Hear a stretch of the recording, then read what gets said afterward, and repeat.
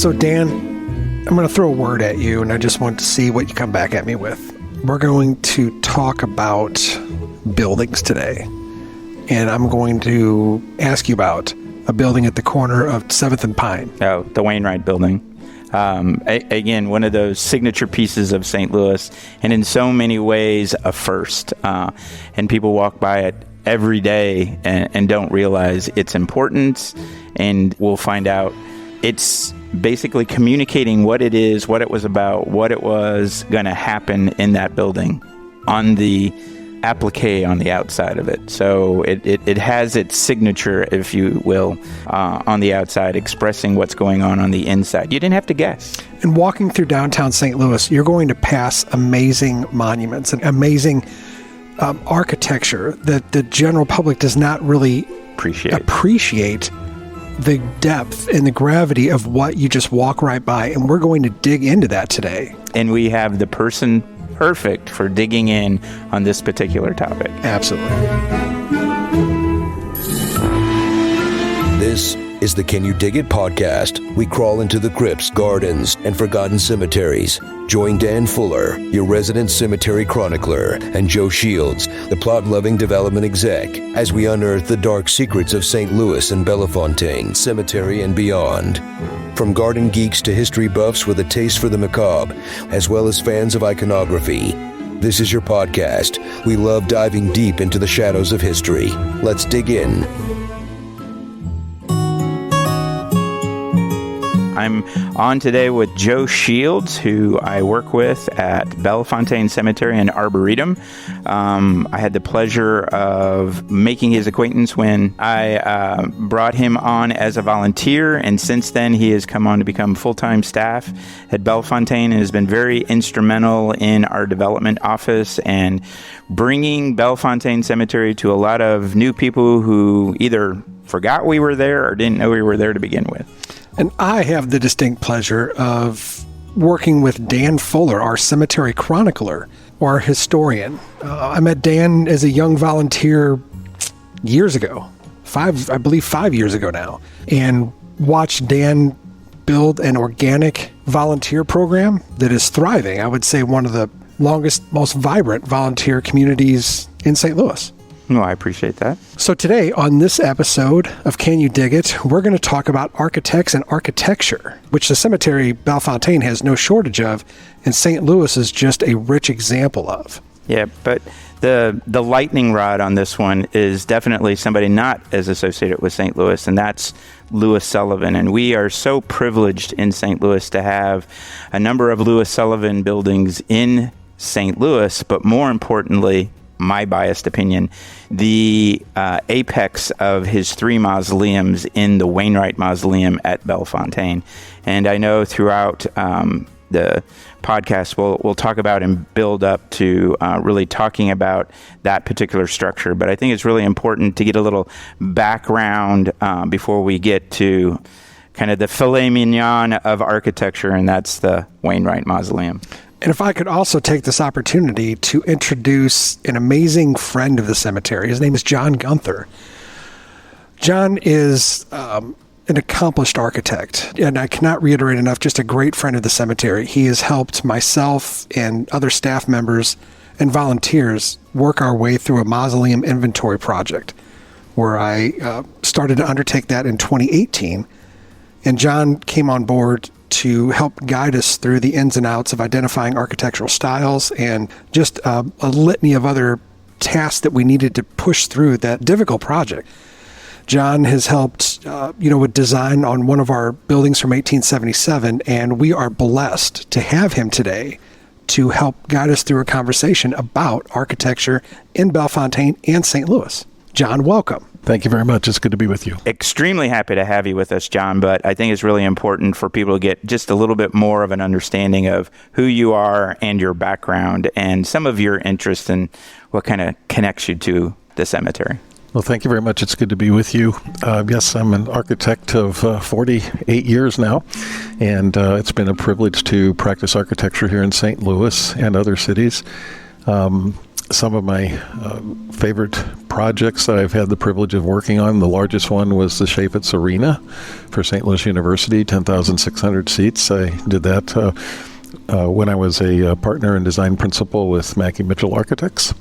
I've also designed CBC High School, the south entrance to the St. Louis Zoo, and Alberici headquarters at Page 170, which is the world's highest rated LEED Platinum building at the time when it came online in 2004, 2006. So a real privilege to have worked on those projects for sure, as well as various projects up at the Principia College in Elsa, Illinois, designed working on the campus of Bernard Maybeck's design, so a real privilege there as well.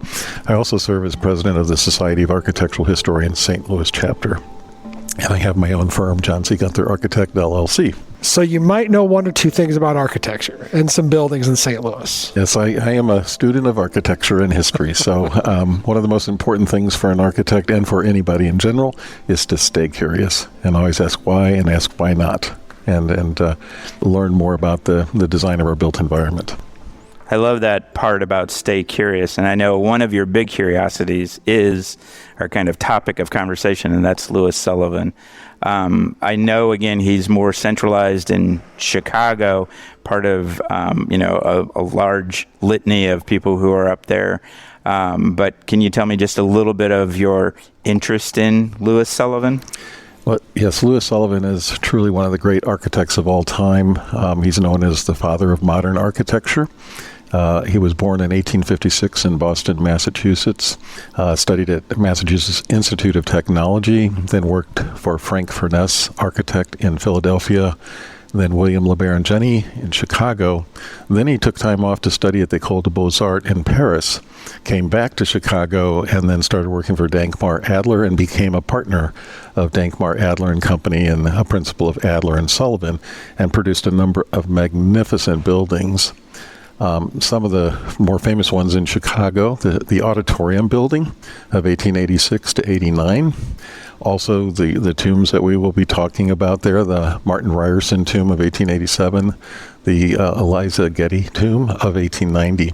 But then one of the truly great buildings here back in St. Louis, the Wainwright Building, which is the first example of modern high-rise construction and the expression of the true tall building. So very much of a landmark building. Back in Chicago, he designed the Schiller Theater, later known as the Garrick Theater. The Transportation Building for the great World's Fair there, 1891 to 93. The Charnley House, 1892. And the Chicago Stock Exchange Building. The Carson Peary Scott Building, it's a department store, and from 1898 to 1906 is a beautiful beginning of modern architecture with horizontal ribbon windows, turns the corner beautifully, and so on. Later in life, when he was on his own and not working with Adler, he did a series of wonderful banks in the mid-continent of the United States. The National Farmers Bank of Owatonna in Minnesota, and also the Merchants National Bank in Grinnell, Iowa. So, interestingly enough, to kind of double back to when you mentioned the Wainwright Building, it happens to be up for sale right now. So a mere $4 million and it can be yours.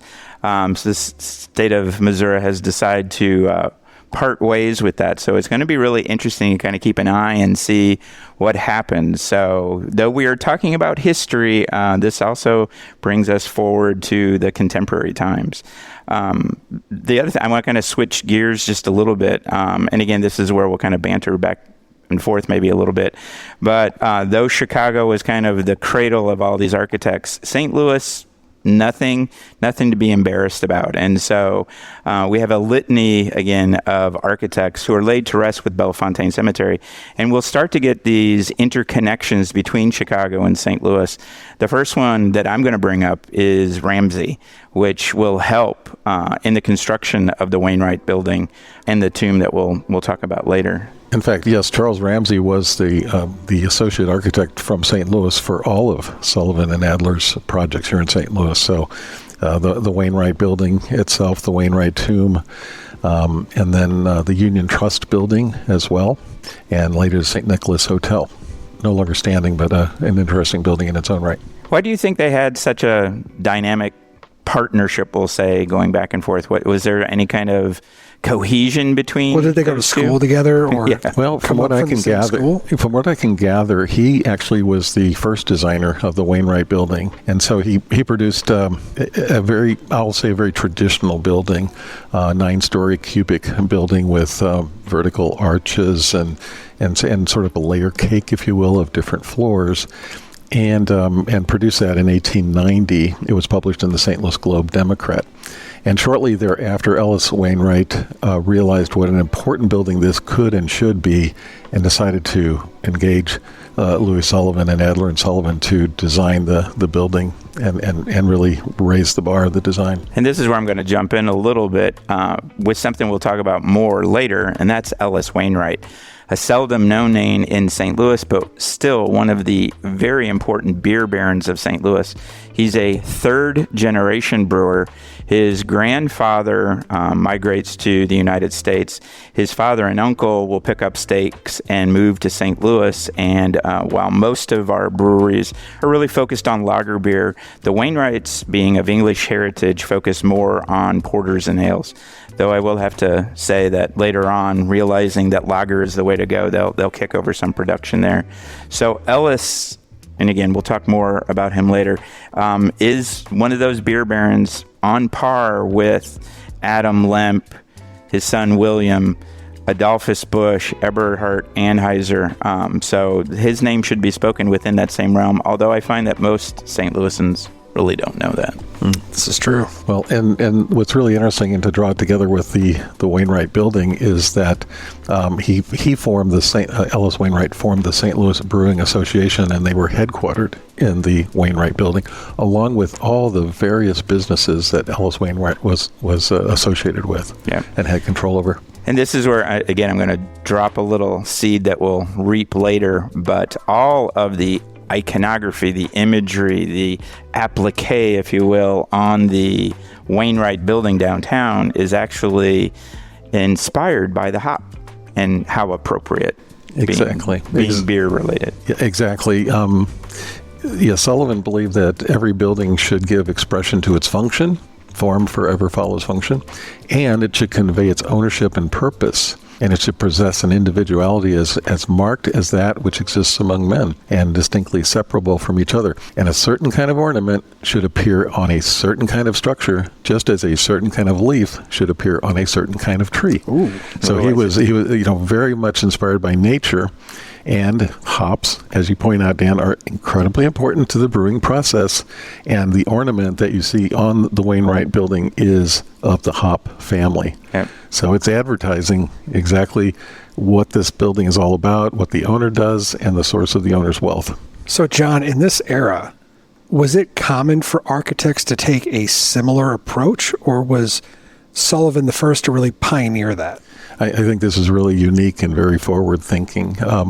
Not to say that there wasn't beautiful ornament on other architecture, but it might have been picked out just for the sake of its form or aesthetics.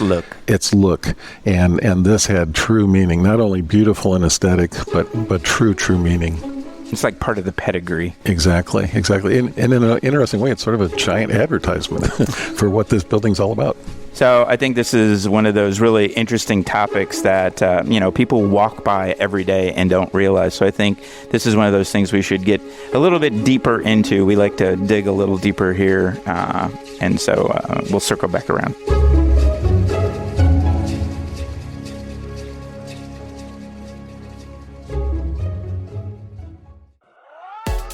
In today's fast-paced digital world, where every message competes for attention, how do you ensure your voice stands out above the noise? Introducing EG Media Group, your ultimate destination for cutting-edge content creation. Our expert team specializes in crafting captivating videos and engaging podcasts that leave a lasting impression on your audience. But we're more than just content creators. Are you an aspiring author? Let EG Media Group be your guide through the publishing process, from editing to cover design. Imagine your manuscript transformed into a masterpiece, ready to connect with readers around the world. Don't just write your book. Launch it strategically with EG Media Group as your partner in author success. Visit egmediagroup.com today for a free consultation and turn your dream into reality. That's egmediagroup.com. EG Media Group. Create, connect, convert.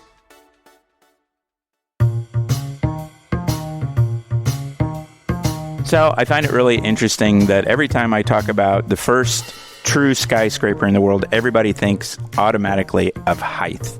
And when we make that statement, it's really not about the height of the building. It is about the articulation of the structure on the inside, and more importantly, the skin of it and what it is addressing. And I think John's perfect to explain further what I'm very cumbrously talking about as far as its structure. Well, the building is such an organic and totally integrated design, and it is making use of a new idea at the time, the steel frame. Before that, there were load-bearing masonry walls, and there was limits to the height those buildings could go, and the walls would get very, very thick, very heavy. With the steel frame that was used with the Wainwright Building, now the building can go up very elegantly and efficiently with a steel frame, with the masonry following from the ground up, but maintaining its wall thickness, if you will, because the load-bearing capabilities are being done by the steel. So that said, then Sullivan's composition is quite beautiful. It's actually a tripartite composition with a base, a middle, and a top. And the middle is expressing that verticality because the masonry piers are set off to fully express verticality and height, while the spandrels made of terracotta are recessed. And the spandrels, by the way, have the hop family as an ornament. So with this, you get this three-dimensional effect of beautiful soaring building set on top of a very solid base, capped off with a very elegant cornice, and in the middle, these beautiful columns, and between each column is a spandrel composed of ornamental design of hops. It's awesome. And unfortunately, if you wander through downtown St. Louis, you see a lot of buildings incomplete because cornices have been removed or they've put applique over the outside of it. Wainwright Building, and I think myself, is because it is such a unique and kind of Mona Lisa piece. It is still intact. It's all there. All of those three elements that John's describing are there for everybody to see. And go walk up to it, and the first thing you do is your eye brings you to the top. I mean, it's a natural flow. And it's only 10 stories high, but it still has that great soaring appeal. Right. So just to kind of double back as far as that Ramsey's connection, I think it's important for people to kind of understand that though this was, we'll call it even a redesign at this particular point by Louis Sullivan up at Adler Sullivan in Chicago, that there's still some hands-on going on here in St. Louis. An initial design might have been done by Ramsey, but I think that day-to-day operation was also being done by them. The Adler and Sullivan were designing the Wainwright in every one of its details and all, and Ramsey was our local architect here to assist. So what do you think that communication was like in between? Because again, you have somebody who had invested, we'll say a little bit of his initiative into that, and now to see this other firm kind of take over, I think it's one of those interesting dynamics in architecture with, we're doing it my way. Well, and Ellis Wainwright's way, because Ellis reached out to Adler and Sullivan to engage them. So I think this would be a case of our local architect truly holding in deference and respectfully working with Adler and Sullivan and truly understanding the brilliance of this design and Louis Sullivan and that firm. So I imagine it was quite a happy relationship and one that continued on, as I say, with each one of their projects. So had it not worked in the first one, they wouldn't have done several other buildings together. Well, and that's what I was going to say. That Ellis Wainwright component of that part of the recipe, I think, is really important because, I'm going to brag a little up front when we start talking about these mausoleums in a little bit, and the apex of the Wainwright Mausoleum in St. Louis. I really do think this is where, too, Ellis's confidence and money, to a certain extent, is given to Louis Sullivan to do what Louis Sullivan can do best. So this is going to be a great time to maybe introduce the fact that our friend Louis Sullivan did do 2 prior mausoleums in Chicago. And I had the distinct honor, along with Joe, to make a trip up there not too long ago. You want to talk a little bit about our trip to Graceland? Yeah, so John, just about 6 weeks ago, Jensen Allen, who is the executive director of Graceland in Chicago, had provided a tour for us, because from my role with development, I like to reach out to other cemeteries, counterparts at other cemeteries, across the country, learn best practices, and just form relationships. So Jensen invited us up for a tour, and we were fortunate enough to see the Getty and the Ryerson. And there's just such a difference between the Ryerson, the Getty, and the Wainwright in its complexity and its the aesthetics on the interiors. Yeah, and that's what we'll start with. Is I was, very impressed with the opportunity to see these pieces of architecture, because again, I've known about them kind of all my life. But now, having been here in St. Louis and working and being in the Wainwright, I was lifted a little flat, especially with Ryerson. Well, these mausoleums, the 2 in Chicago, the 1 in St. Louis, they're not too terribly older than each other. They're designed within, I believe, 2 years, at a maximum, 2 years of each other, if that.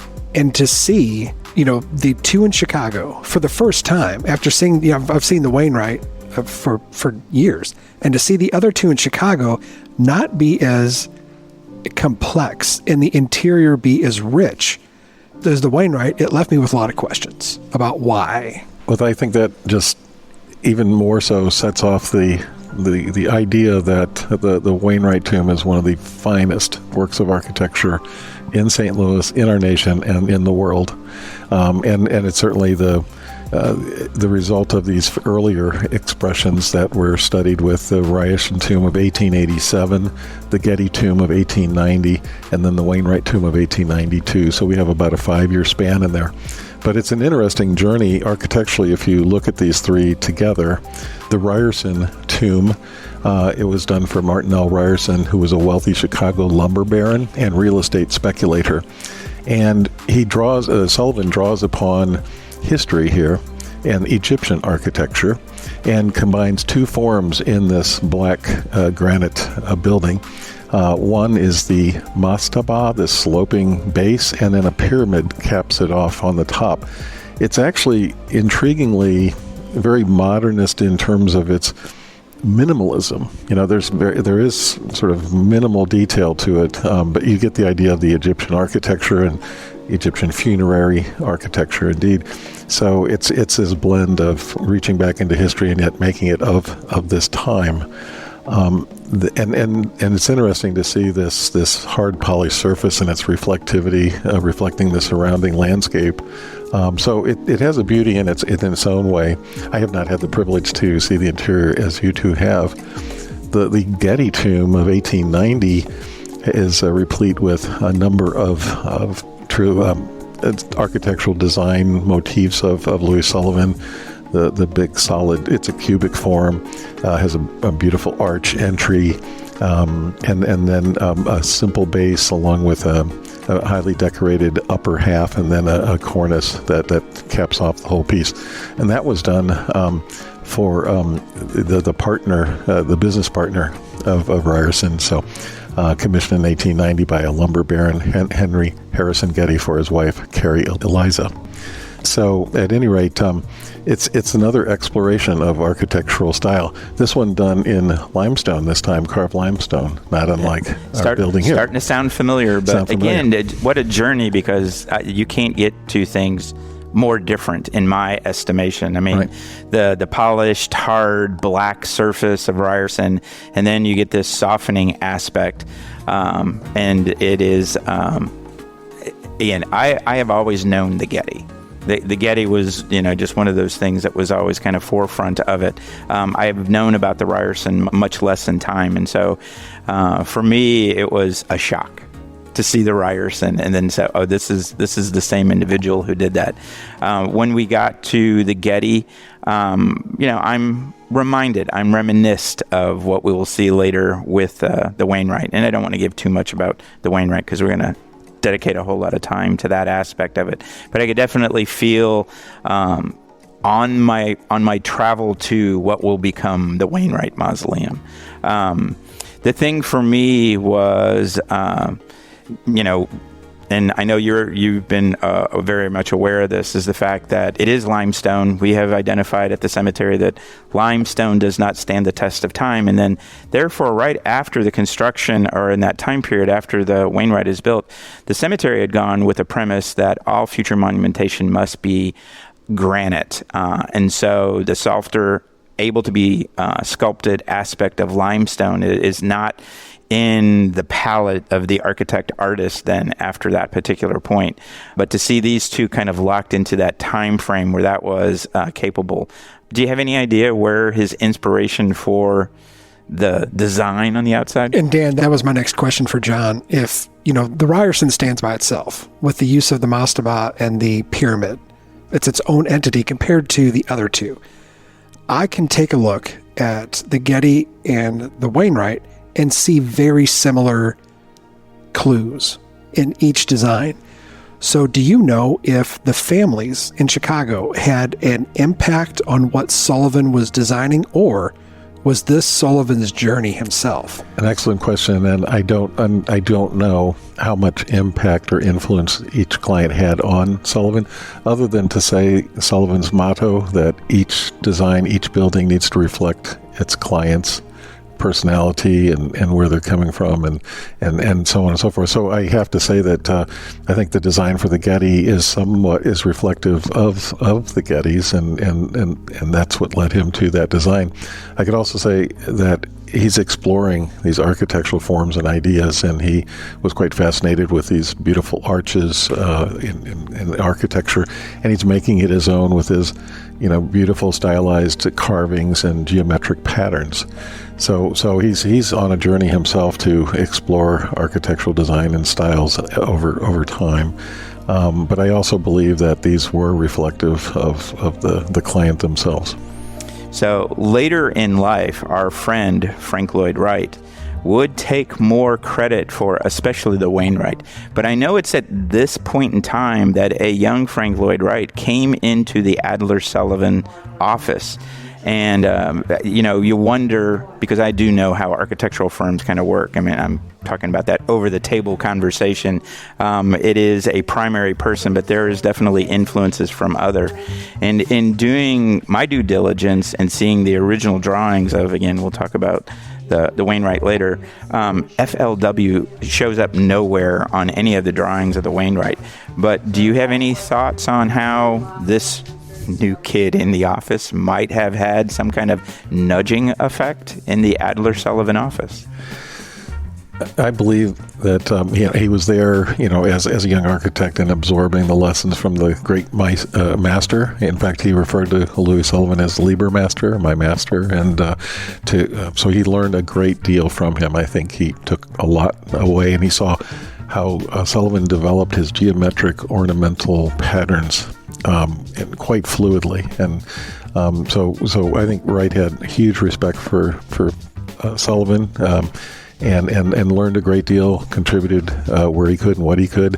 There are drawings of gates for the Wainwright Building by Frank Lloyd Wright, but you would never recognize it as being part of. It never saw the light of day. Okay. But I think it was an assignment for Mr. Wright to, in Sullivan's style, what do you think that gate could look like? And of course, then Sullivan's design is that beautiful rectangular grid of bronze and the Getty too. The Getty, I actually kind of maybe drooled a little bit when I got to the Getty and looked especially at the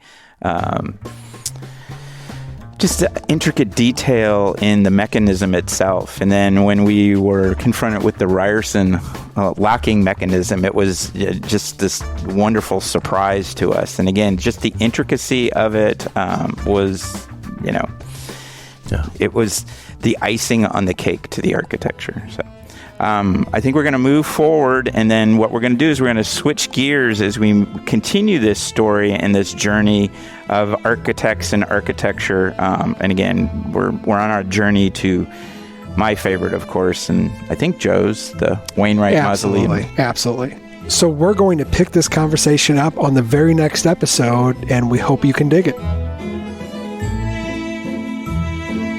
Thanks for listening to the podcast, and please share this episode with your family and friends. If you got value from the episode as well as the podcast, you can do it right from the platform you are listening on. Take a screenshot and tag us and tag yourself.